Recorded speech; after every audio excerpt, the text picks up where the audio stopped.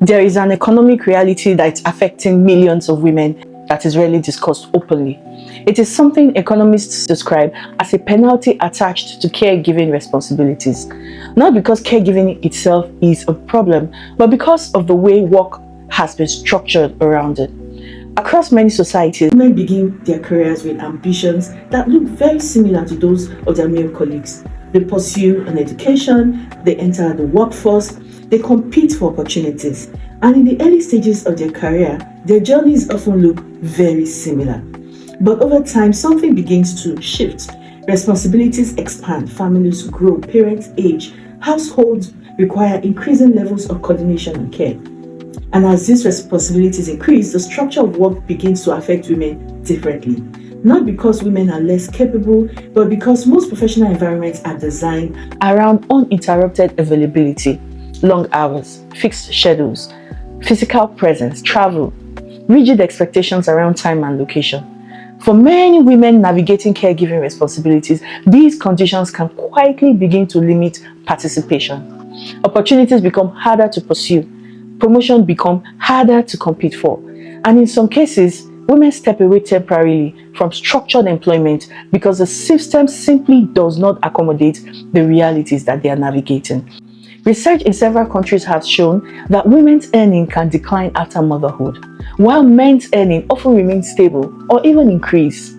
This difference compounds over decades. Lower income today often means less ability to save or invest for the future. It means fewer retirement contributions, fewer assets, reduced financial security later in life. In old age, the consequences of these patterns can become even more visible. Economists sometimes describe the long-term result of these patterns as the feminization of poverty. Not because women lack ambition or capability, but because economic systems quietly reward uninterrupted career journeys while penalizing those whose lives include caregiving responsibilities. Women are more likely to enter retirement with a smaller pension or no pension at all, more likely to rely on family support, more likely to face financial vulnerabilities later in life. All of this begins with something that appears small: the structure of work itself, the assumption that the ideal worker is always available, while the lived realities of many women does not look like that. And when systems fail to accommodate reality, the cost is paid for over decades.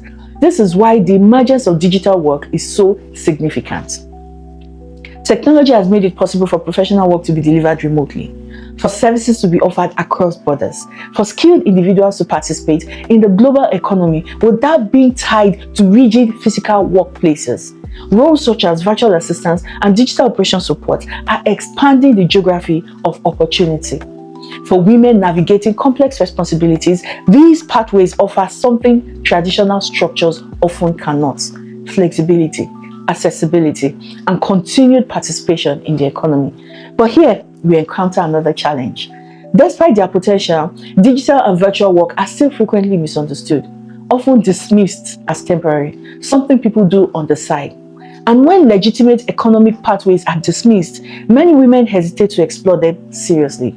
The result is that a powerful opportunity remains under-recognized and underutilized.